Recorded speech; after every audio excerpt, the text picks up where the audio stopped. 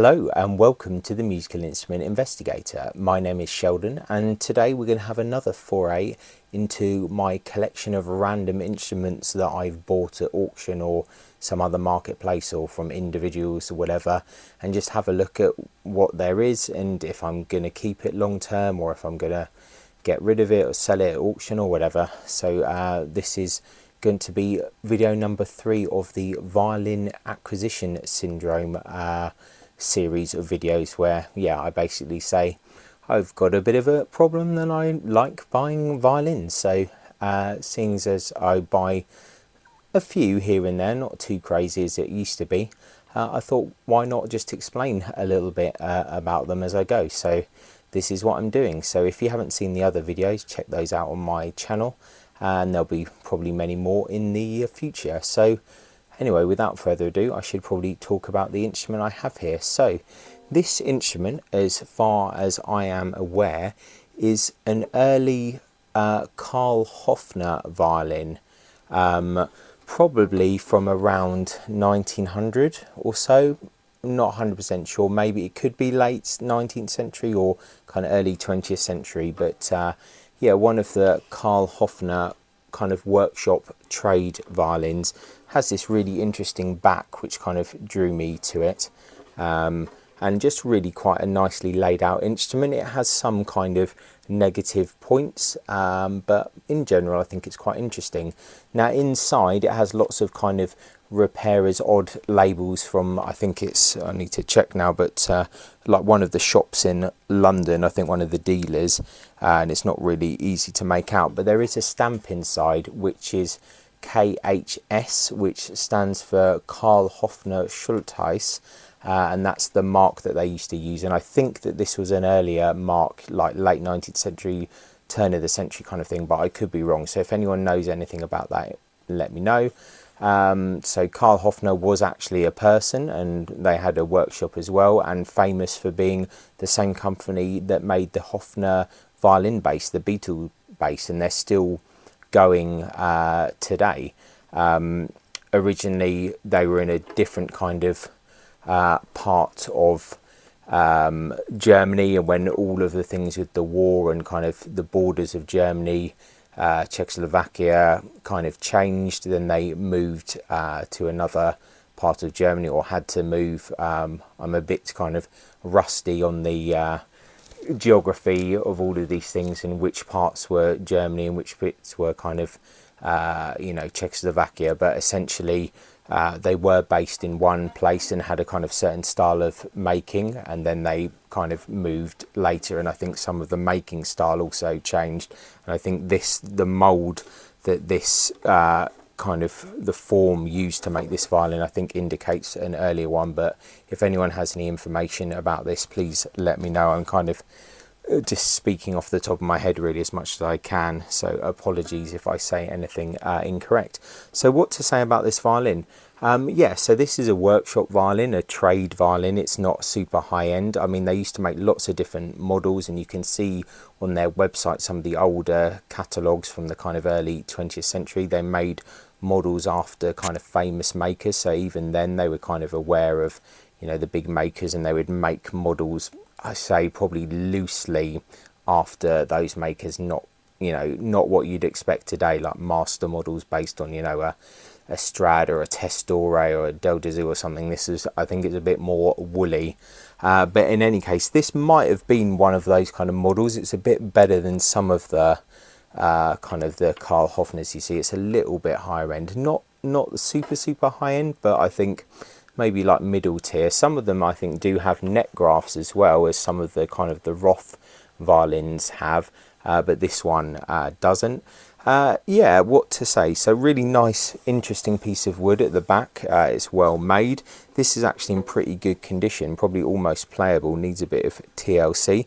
Even has like gut strings on, so I think it has its kind of early to mid 20th century setup still, which is actually kind of curious. So it's a bit of a hasn't been changed for a while. Few kind of issues like kind of cracking of the varnish, chips of the varnish. So that's one drawback about this instrument. The varnish is not the greatest in my opinion. It's not amazing.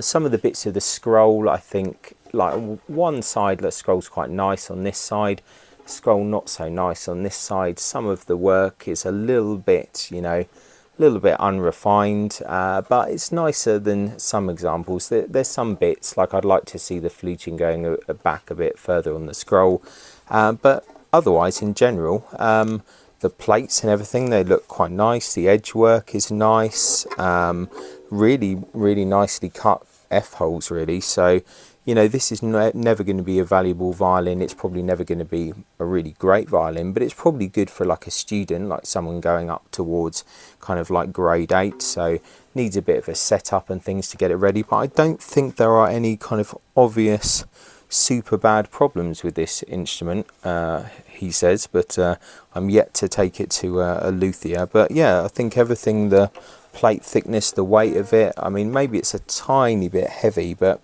I think this would be an alright instrument with a bit of a setup. Maybe it needs a new bridge and obviously new strings. I don't think we should be using these kind of old gut strings. But yeah, I think it's definitely viable, and for the moment I think this is a violin that I would keep hold of, because I think this back is really quite beautiful. So hopefully we'll see that bit better when I do the video, kind of zooming in a bit afterwards. So yeah, here is probably turn of the century 1900s German trade workshop violin, most likely Karl Hofner Workshop. So they're still going to this day. Needs a bit of TLC, but it'll be up and running, and I think it would be a good violin for a student. So if anyone has any thoughts or anything, or if there's anything I've missed or said incorrectly about this, or you disagree, please kind of feel free to let me know in the comments. So thanks a lot for watching so far anyway, and now I think we're going to transition and have a look a bit more closely to this instrument and just see some of the bits of it. So thanks a lot for watching, and let's move on to the other part. Here is the Karl Hofner violin, or what I presume to be the Karl Hofner violin. Lighting is a little bit funny in here, unfortunately, because it's in the evening, so I've got kind of lots of dodgy lights on. But yeah, I think like outline wise it's quite nice, it's quite neat F holes, neat workmanship, quite nice arching. Varnish is a little bit kind of chippy varnish, not particularly nice. This is a bit brown colour, this violin. It's not super attractive, but no, I think it's okay. From the front it looks fairly normal, kind of trade kind of thing, nothing super crazy unfortunately. Scroll is kind of okay from the sides, quite like that side. Other side maybe not so much, it's a little bit off. I think that's one thing that lets it down actually, is this scroll and also the varnish. But yeah, it's interesting. It has its kind of early to mid 20th century gut strings on still. It's in pretty good condition. A few bits of kind of chips and things. There's what looks to be a bit of a kind of scratch kind of chipping there, but nothing that a bit of kind of TLC can't solve. All the plates and everything look fine. It's in fairly sound condition, no major breaks or anything like that. So I think it's pretty good. It's one of those instruments that kind of changes colour depending on what light you're in.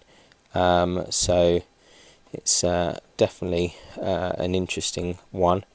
Yeah, I think this back is really nice. This is kind of what drew me to it. I think it's really interesting.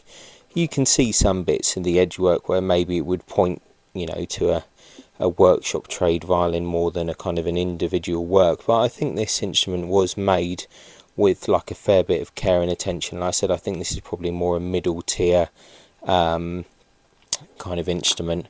But yeah, that's it. It needs a bit of TLC to get it kind of going again, and I think it will then be ready to go. Maybe a few kind of bits and pieces and cracks and things on it, but yeah, I don't think it's too bad, and I quite like it. So for now, I think I'm gonna kind of keep hold of it, but you never know, because I'll change my mind about things. But yeah, I think this is a good instrument with a really kind of interesting back, and that's kind of one of the things that I look for in instruments. So if anyone has any kind of comments or thoughts about this violin, or anything I missed or didn't say, please let me know, because I'm just starting to do these kind of videos, so any feedback would be much appreciated. So yeah, thanks a lot for watching, and this is the Karl Hofner violin. So thanks a lot.